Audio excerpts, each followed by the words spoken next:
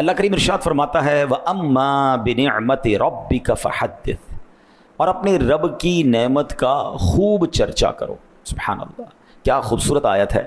یعنی یہاں نبی پاک علیہ الصلوۃ والسلام کو بھی حکم دیا جا رہا ہے اللہ کریم کی طرف سے کہ اے حبیب علیہ الصلوۃ والسلام، آپ کو اللہ کریم نے جو نعمتیں عطا فرمائیں دنیا میں قیامت کے دن آخرت کے لیے ان نعمتوں کا چرچا کریں۔ اور پھر اسی آیت کا ایک اور پہلو یہ بنتا ہے کہ نبی پاک کے ذریعے حکم ہم تک پہنچا، تو ہمیں بھی کہا گیا کہ اللہ کریم کی جو نعمتیں ہمیں ملی ہیں دنیا اور آخرت کی، ہم اس کا بھی چرچا کریں، اس کا بھی ذکر کریں۔ اب اس کو ذرا طریقے سے مزید ڈیٹیل میں سمجھتے ہیں۔ اللہ نے کیا فرمایا؟ وَأَمَّا بِنِعْمَةِ رَبِّكَ فَحَدِّثْ، اور اپنے رب کی نعمت کا خوب چرچا کرو۔ یعنی اے پیارے محبوب علیہ السلام، ہر وہ نعمت جو ہم نے آپ کو عطا فرما دی ہے یا آئندہ عطا فرمائیں گے یا روز قیامت جن انعامات کا آپ سے وعدہ فرمایا ہے، ان تمام نعمتوں کا چرچا کیجیے۔ حالانکہ نبی پاک علیہ السلام کا جو لائف اسٹائل تھا نا، وہ کمال کا تھا۔ آپ بڑی عاجزی فرماتے تھے، یعنی اس قدر عاجزی کا عالم تھا کہ نبی پاک جب فتح مکہ کے دن پہنچے، اب آپ غور کیجئے، ذرا امیجن کیجئے کہ وہ مکہ دوبارہ فتح ہو رہا ہے کہ جہاں سے زیادتی کر کے نکالا گیا تھا، جہاں ظلم کیا گیا تھا، جہاں صحابہ شہید کیے گئے تھے، جہاں حضرت بلال کو تپتی ریتوں پر لٹایا گیا تھا، جہاں صحابہ کو چٹائی میں باندھ کر دھونی دے کر تکلیف پہنچائی گئی تھی، جہاں پانی میں ڈبکیاں صحابہ کو دے کر ان کا سانس روکا گیا تھا، یعنی تکلیف کے انبار جن لوگوں نے لگایا، صحابہ کرام کی پراپرٹیوں پر قبضہ کر لیا تھا۔ اب وہ مکے آ رہے ہیں۔ نارملی کیا ہوتا ہے کہ جب کوئی ملک فتح ہوتا ہے تو اب بادشاہ جو ہے وہ اپنے کر و فر کے ساتھ آتا ہے، لیڈر جو جناب ہر طرف روب جماتا ہے، مگر سبحان اللہ نبی پاک جس اونٹنی پر سوار ہو کر آ رہے تھے نا، پیارے آقا اس قدر عاجزی کے ساتھ، اس قدر انکساری کے ساتھ تلاوت قرآن کرتے ہوئے کہ آپ کے امامے کے جو پیچ تھے نا، وہ اونٹ کی جو بیٹھنے کی جگہ ہوتی کجاوا جس کو کہتے ہیں، اس کاٹھی سے مس ہو رہے تھے۔ یعنی اللہ نے اتنا بڑا مقام دیا، اتنے بڑا آنر دیا، اتنا بڑا موقع دیا، اور عاجزی کا عالم یہ ہے کہ جو ہے مالک تیری عطا سے ہے، اللہ یہ تیری طرف سے ہے۔ تو یہ اتنے بڑی خوشی کے موقع پر، اتنے بڑے پراؤڈ مومنٹ کے موقع پر بھی نبی پاک عاجزی اور انکساری فرما رہے ہیں۔ سبحان اللہ۔ اللہ حضرت لکھتے ہیں تمہاری شرم سے شان جلال حق ٹپکتی ہے، تمہاری شرم سے شان جلال حق ٹپکتی ہے، خمے گردن ہلالے آسمان ذوالجلالی ہے۔ حضور آپ نے سر ایسے جھکایا ہوا ہے کہ وہ آسمان کے جو پہلے دن کا چاند ہے وہ اس طرح نظر آ رہا ہے، اس قدر عاجزی۔ ایک بار نبی پاک علیہ الصلوۃ والسلام زمین پر بیٹھ کر بالکل نارمل انداز میں کھانا کھا رہے ہیں، تو کسی نے پوچھا کہ یا رسول اللہ علیہ الصلوۃ والسلام آپ یوں تشریف فرمائیں، بالکل زمین پر بیٹھے لوگوں کے ساتھ۔ تو نبی پاک نے فرمایا میں بندہ ہوں اور بندوں کی طرح ہی بیٹھ کر کھانا کھاتا ہوں۔ آپ غور کریں، اللہ کے حبیب ہیں آپ، وہ ہیں، یہ ہمیشہ یاد رکھا کریں۔ نبی پاک کا مقام کیا ہے وہ تو ہم بیان کر بھی نہیں سکتے، مگر ایک حدیث سے کچھ سمجھنے کی کوشش کیجئے گا، یہ سارے معاملات بڑی آسانی سے سمجھ آ جائیں گے کہ what is the status of رسول پاک علیہ الصلوۃ والسلام ان دا کورٹ آف اللہ سبحانہ و تعالیٰ۔ اللہ کی بارگاہ میں نبی پاک کا جو مقام ہے نا، وہ ایک حدیث قدسی سے کچھ سمجھنے کی کوشش کریں۔ اللہ فرماتا ہے لولا کلما خلقت الدنیا، اے محبوب اگر میں تمہیں نہ بناتا تو یہ دنیا ہی نہ بناتا۔ تو یہ دنیا میں جتنی رعنائیاں ہیں، اس دنیا میں جو کچھ ہے، میں ہوں، آپ ہیں، یہ دنیا کی جتنی نعمتیں یہ صدقہ ہیں جناب رسول اللہ علیہ الصلوۃ والسلام کا۔ نبی پاک کو کہا جاتا ہے نا وجہ تخلیق کائنات، ریزن آف دا اول کریشن، اور یہی بات سیدی اعلیٰ حضرت امام اہل سنت نے اپنے کلام میں سمجھائی کہ وہ کہتے ہیں زمین و زماں تمہارے لیے، مکین و مکان تمہارے لیے، چنین و چنا تمہارے لیے، بنے دو جہاں تمہارے لیے، دہن میں زباں تمہارے لیے، بدن میں ہے جاں تمہارے لیے، آقا ہم آئے یہاں تمہارے لیے، اٹھے بھی وہاں تمہارے لیے۔ تو اب نبی پاک اتنا کچھ ہوتے ہوئے عاجزی کیسی ہے کہ غلاموں کے ساتھ بیٹھ کر کھانا کھا رہے ہیں، کبھی چٹائی پر آرام کر رہے ہیں، کبھی خاک پر ہی سو رہے ہیں، کبھی جو کی موٹی روٹی ہے۔ امیر اہل سنت بڑے پیارے اشعار ان عاجزی والی اداؤں کے بارے میں لکھتے ہیں کہ تیری عاجزی پہ لاکھوں، تیری سادگی پہ لاکھوں، ہو سلام عاجزانہ مدنی مدینے والے، ہے چٹائی کا بچھونا کبھی خاک ہی پہ سونا، کبھی ہاتھ کا سرہانا مدنی مدینے والے، کبھی جو کی موٹی روٹی تو کبھی کھجور پانی، تیرا ایسا سادہ کھانا مدنی مدینے والے۔ تو یہاں ایک اور بات بھی سیکھنے کو مل رہی ہے کہ سادگی جو ہے یہ سنت ہے، تکبر، پراؤڈ، گھمنڈ یہ اللہ کو پسند نہیں ہے۔ لیکن اب معاملہ یہ تھا کہ چونکہ نبی پاک کا لائف سٹائل ہی اتنا سادہ تھا، آپ کی ذات میں اتنی سادگی تھی، تو آپ اپنی شانوں کا اظہار ہی نہیں فرماتے تھے. اللہ نے جو آپ کو عطا فرمایا، جتنا بڑا مقام عطا فرمایا، وہ نارملی آپ اظہار نہیں فرماتے. اب اللہ نے قرآن میں ارشاد فرمایا، اور کیا فرمایا؟ وَأَمَّا بِنِعْمَتِ رَبِّكَ فَحَدِّثْ، یعنی اپنے رب کی نعمت کا خوب چرچا کرو. یعنی پیارے محبوب، اللہ پاک نے جو شانیں آپ کو عطا فرمائیں، آپ عاجزی فرماتے ہوئے انہیں بیان کرنے سے رکیے نہیں، بلکہ بتائیے لوگوں کو کہ آپ کا مقام کیا ہے، آپ کا مرتبہ کیا ہے. اب جو میں حدیث بیان کرنے جا رہا ہوں نا، وہ آپ کے دلوں کو بہت خوش کر دے گی. اور کیا انداز نبی پاک نے اختیار فرمایا. حضرت ابو سعید خدری رضی اللہ تعالیٰ سے روایت ہے. اب چونکہ رب کا آرڈر تھا، اللہ کا حکم کیسے پورا فرمایا؟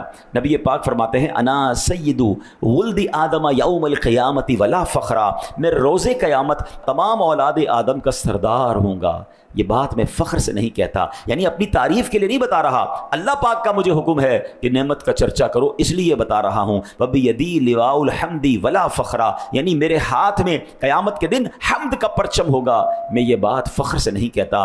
آدم علیہ السلام اور ان کے علاوہ سارے کے سارے نبی روز قیامت میرے پرچم کے نیچے ہوں گے. مزید فرمایا انا اول من یؤذن له بالسجود یوم القیامہ، میں ہی ہوں جسے سب سے پہلے روز قیامت سجدے کی اجازت دی جائے گی. فرمایا وَأَنَا أَوَّلُ شَافِعٍ وَأَوَّلَ مُشَفَّعٍ يَوْمَ الْقِيَامَةِ وَلَا فَخْرًا، میں ہی قیامت کے دن سب سے پہلے شفاعت کروں گا، سب سے پہلے میری ہی شفاعت قبول کی جائے گی، اور یہ بات میں فخر کے طور پہ نہیں کہتا. فرمایا وَأَنَا أَوَّلُ مَنْ يَقْرَعُ بَابَ الْجَنَّةِ، میں ہی ہوں جو سب سے پہلے جنت کا دروازہ کھٹکھٹاؤں گا. فرمایا وَأَنَا أَوَّلُ مَنْ يُحَرِّكُ حَلَقَ الْجَنَّةِ فَيَفْتَحُ اللَّهُ لِي فَيُدْخِلُونِهَا، میں ہی جنت کی زنجیریں سب سے پہلے ہلاؤں گا، اللہ پاک میرے لیے ہی سب سے پہلے جنت کا دروازہ کھولے گا اور مجھے ہی سب سے پہلے جنت میں داخل فرمائے گا. فرمایا وَأَنَا أَكْرَمُ الْأَوَّلِينَ وَالْآخِرِينَ عَلَى اللَّهِ وَلَا فَخْرًا، میں اللہ پاک کے حضور اگلے پچھلوں میں سب سے بڑھ کر عزت و عظمت والا ہوں، اور میں یہ بات فخر کے طور پر نہیں کہتا.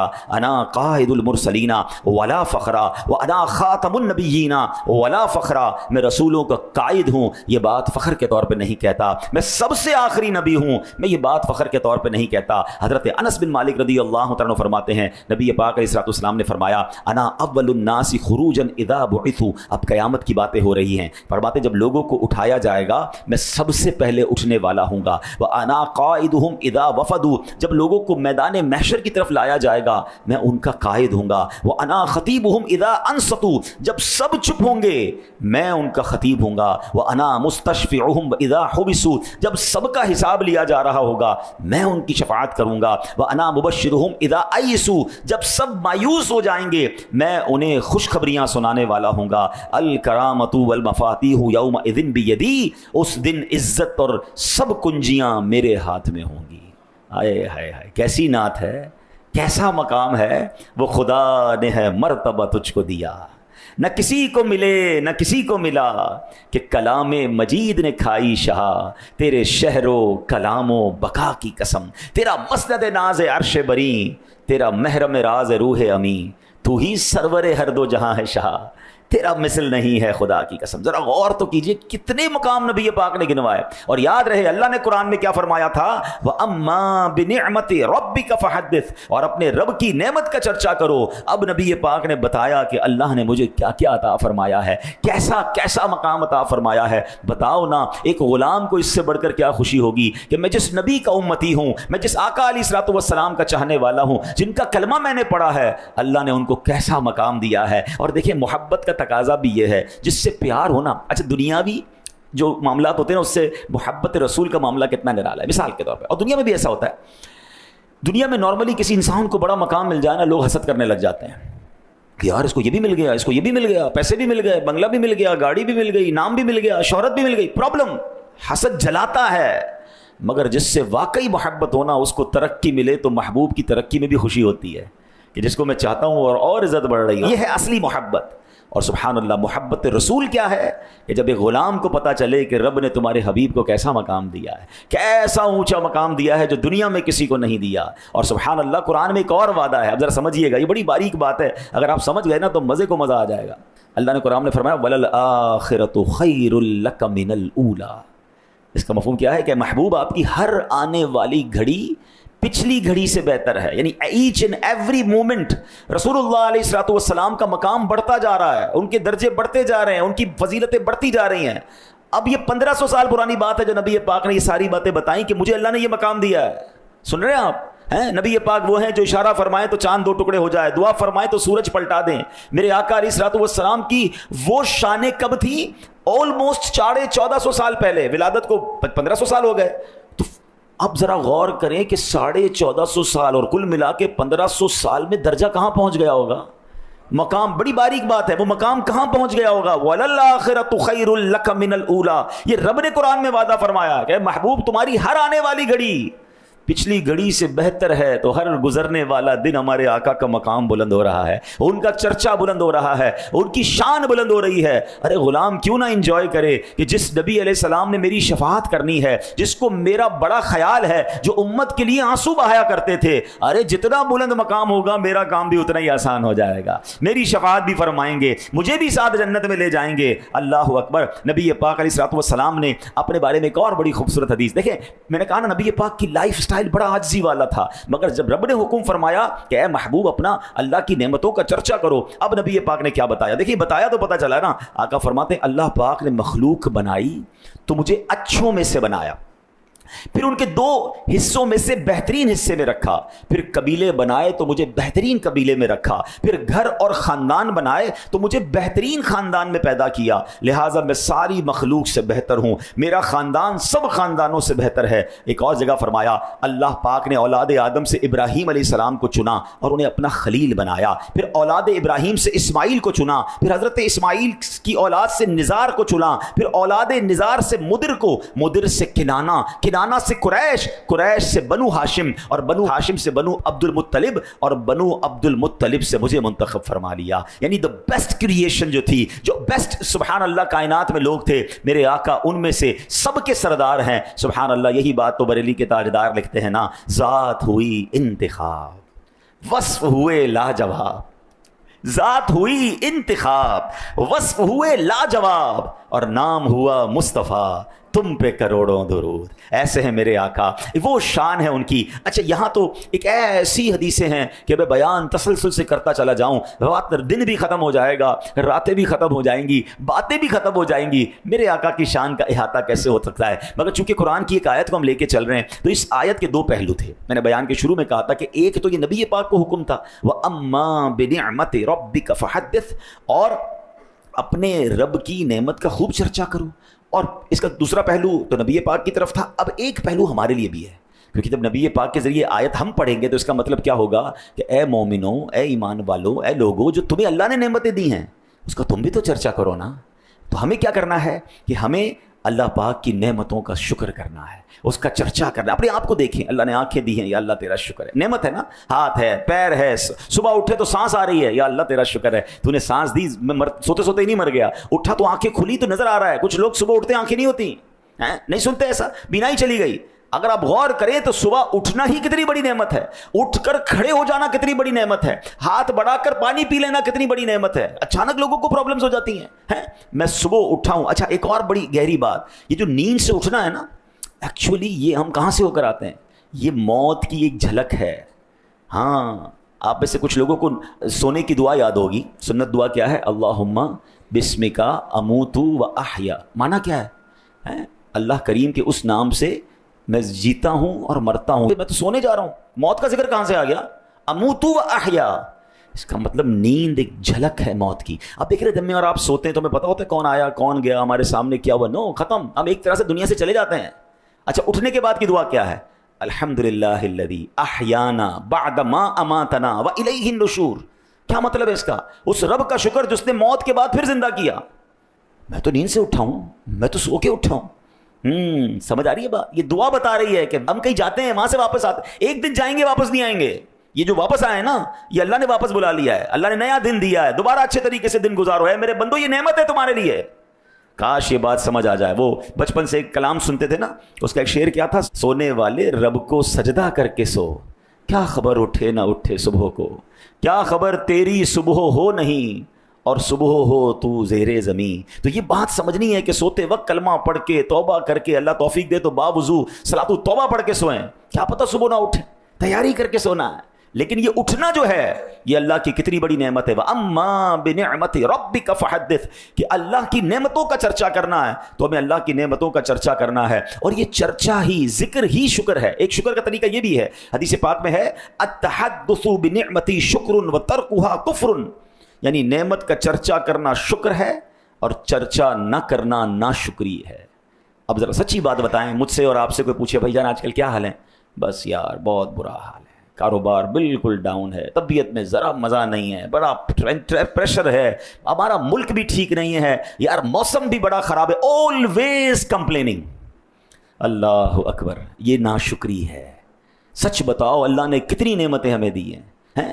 بڑی پیاری بات علماء کہتے ہیں کہ نعمت کی گنتی بھی بندہ کرے نا یہ بھی شکر ہے, کیونکہ اس سے اس کا احساس بڑھتا ہے کہ کتنی نعمتیں ہیں. ایک اور حدیث سنیے, من ابلیا بلاء فذکرہ فقد شکرہ وان کتمہ فقد کفرہ, یعنی جس سے کوئی نعمت نصیب ہوئی وہ اس کا تذکرہ کرتا ہے, وہ شکر کرنے والا ہے, اگر چھپا لیتا ہے تو وہ ناشکری کرنے والا ہے. ایسا حال بنا کے رکھیں گے. اچھا یہ بھی ایک مسئلہ ہے کہ بندے کو اللہ نے نعمتیں دی ہیں, اس نعمتوں کا اظہار بھی نظر نہیں آتا. اللہ نے اچھا مال دیا ہے تو نہ کپڑے اچھے, نہ گھر اچھا, نہ گاڑی اچھی, نہ سواری اچھی, ایسا بے حال ہو کے بندہ گھوم رہا ہے کہ لگتا فقیر ہے, حالانکہ اللہ نے بہت کچھ دیا ہے.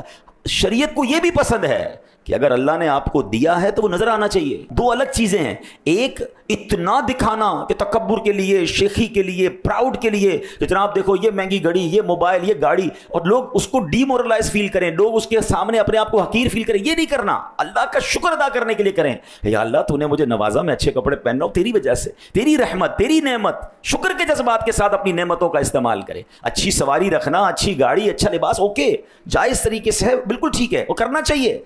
کچھ لوگ نعمتیں ہوتے ہوئے خرچ نہیں کرتے, اپنے بچوں کو پر خرچ نہیں کرتے. اتنے پریشان ان کی فیملی کے لوگ کہ والد کو اللہ نے کروڑوں روپے دیے ہیں, نہ اچھا کھانا کھلاتے ہیں, نہ اچھا کپڑے پہناتے ہیں, نہ گھر بناتے ہیں, ہمیں ہمارے دوستوں کے سامنے شرمندہ کرتے ہیں. نہیں, اللہ نے دیا ہے. میں اگین دوبارہ ایک باؤنڈری بتایا جا رہا ہوں کہ جائز طریقے سے, ایسا نہیں کہ آپ حرام کاموں میں خرچ کریں کہ اللہ نے دیا ہے, نہیں, حلال طریقے سے خرچ کریں, اللہ کی راہ میں بھی تو خرچ کریں. اچھا ایسے لوگ جو اپنے بچوں پہ خرچ نہیں کرتے نا, وہ پھر اللہ کی راہ میں بھی خرچ نہیں کر رہے ہوتے, ان کو زکوٰۃ بھی بڑی بھاری پڑ رہی ہوتی ہے. اوہو باپ رے باپ, 10 لاکھ روپے زکوٰۃ دینی پڑے گی. اور اللہ کے بندوں, اللہ نے 4 کروڑ دیے تو 10 لاکھ زکوٰۃ نا 2.5% ہی ہے نا, تو 4 کروڑ کا شکر کب ادا کرو گے؟ 10 لاکھ دو, اگلے سال 12 لاکھ زکوٰۃ دو گے, اگلے سال اللہ نے اور بڑھا دینی ہے. تو یاد رکھیے کہ نعمتوں کا چرچا بھی کرنا ہے, نعمتوں کا شکر بھی کرنا ہے, اور اس کو ایکنالج کرنا ہے, اس کا ذکر کرتے رہنا ہے. آپ سے کوئی پوچھے کیا حال ہے آپ کا, اللہ نے کروڑوں سے اچھا بنایا, میری تو اوقات ہی نہیں, اللہ نے مجھے اتنا دیا, یہ انداز ہے نا. یا اللہ میں, اچھا اب سچ بتائیں, جتنے ہمارے گناہ ہیں, جتنی ہماری خطائیں ہیں, جتنی ہماری نافرمانیاں ہیں, اور جو اللہ نے مجھے اور آپ کو دیا ہے, تو یار دنیا میں کون دیتا ہے؟ اپنے باس کی بات نہ مانو تو نوکری سے فارغ کر دیتا ہے, کسی بندے دوست کی 2-3 باتیں نہ مانو دوستی ختم کر دیتا ہے, ماں باپ کی نہ مانو تو ماں باپ گھر سے نکال دیتے ہیں. اللہ کی بچپن سے نافرمانیاں کر رہا ہوں, اللہ دیے جا رہا ہے. ہونا تو یہ چاہیے تھا, صبح نہ مانتا شام سانس رک جاتی, سانس بھی تو اللہ ہی دے رہا ہے نا, کھانا نہ ملتا, ہاتھ ہی نہ اٹھتا. جس ہاتھ سے ظلم کر رہا ہے بندہ, جس ہاتھ سے گناہ کر رہا ہے, وہ ہاتھ ہی گر جاتا نا. اللہ نعمتیں نہیں روک رہا مگر بندہ ناشکری نہیں روک رہا ہے. ہونا کیا چاہیے؟ وَأَمَّا بِنِعْمَةِ رَبِّكَ فَحَدِّثْ. ہم مجھے کوئی دیکھے اور بات کرے تو اس کی طبیعت اچھی ہو جائے, ایسے بات کرو نا. بے شک غم ہے, بے شک پرابلمز ہے, پرابلم تھوڑے ہی ہوتے ہیں, آلویز یاد رکھیں.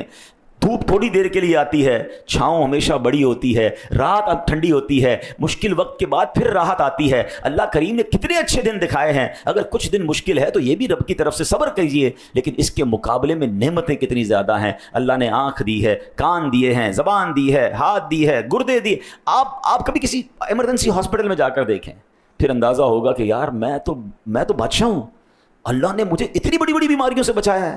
لوگوں کو اتنے پرابلمز ہیں, اور اب تو نئی بیماریاں آ رہی ہیں, روزانہ نئی بیماریوں کے بارے میں سن رہے ہیں کہ یار چلتے چلتے آدمی کو کچھ ہو جاتا ہے. اچھا کسی کو ہو جائے نا وہ بھی شکر ادا کرے کہ یار ایک بیماری ہوئی نا, کینسر تو نہیں ہو گیا, میرا کوئی ہاتھ تو نہیں کٹ گیا, ایکسیڈنٹ میں پیر کٹ جاتے ہیں لوگوں کے, سیلاب. اچھا آپ صرف سیلاب کو دیکھ لیں, سچ بتاؤ یار, ایک رات میں لوگ زکوٰۃ دینے والے زکوٰۃ لینے والے بن گئے. کسی کی جانور بہہ گئے, کسی کے بچے بہہ گئے, کسی کے خاندان. آپ جو پیر بابا میں واقعہ ہوا بنیر میں, یار وہ تو فوٹیج دیکھ کے بندے کو لرزہ طاری ہو جاتا ہے کہ یہ کیا ہوا تھا. 15 سیکنڈ لگے ہیں, بتاتے ہیں 15-20 سیکنڈ کے اندر اتنے بڑے بڑے پتھر آئے کہ جن کو کرین نہیں اٹھا سکتی.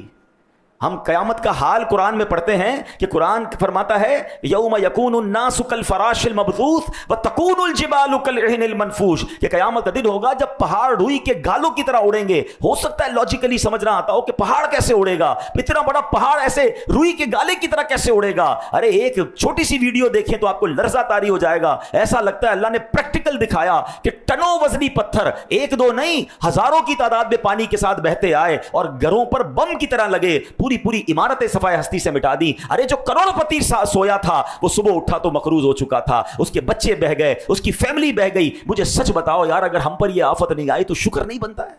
ہم کہتے ہیں یار تھوڑا کاروبار میں لاس ہو گیا ہے، تھوڑا فلاں میری گاڑی خراب ہو گئی ہے، میرا وہ مسئلہ ہو گیا ہے، میرے پیٹ میں درد ہے، میرے سر میں درد ہے، آلویز کمپلین۔ ارے اللہ نے کتنا بچایا ہوا ہے ہم کو، کس قدر بڑی بڑی پرابلمز ہیں لوگوں کے ساتھ۔ خدارا زباں پر شکر لائیے، زباں پر شکوائے رنجو علم لایا نہیں کرتے، نبی کے نام لیوا غم سے گھبرایا نہیں کرتے۔ اچھا پھر سبحان اللہ، اب آگے چلیں کہ بات سچی بات پتہ ہے کیا ہے؟ سب سے بڑی نعمت جو مجھے آپ کو ملی ہے نا، میں کہتا ہوں ایک بندے کے پاس دنیا کے اربوں روپے ہوں اور اس کے پاس ایمان ہی نہ ہو، بتاؤ کچھ ہے اس کے پاس؟ کیونکہ ایمان نہیں تو کچھ نہیں، جہنم میں جانا ہے اس نے اگر بے ایمان مرا۔ اور ہمارے پاس جو سب سے بڑی دولت ہے وہ ایمان ہے، اور سبحان اللہ ایمان کس کے صدقے ملا ہے؟ نبی پاک علیہ الصلوۃ والسلام کے صدقے ملا ہے۔ اچھا اللہ نے پتہ نہیں کتنی بڑی نعمت دی ہے، پیارے آقا کا جو مجھے اور آپ کو امتی بنایا نا، یہ احسان رب نے خود قرآن میں بیان فرمایا ہے۔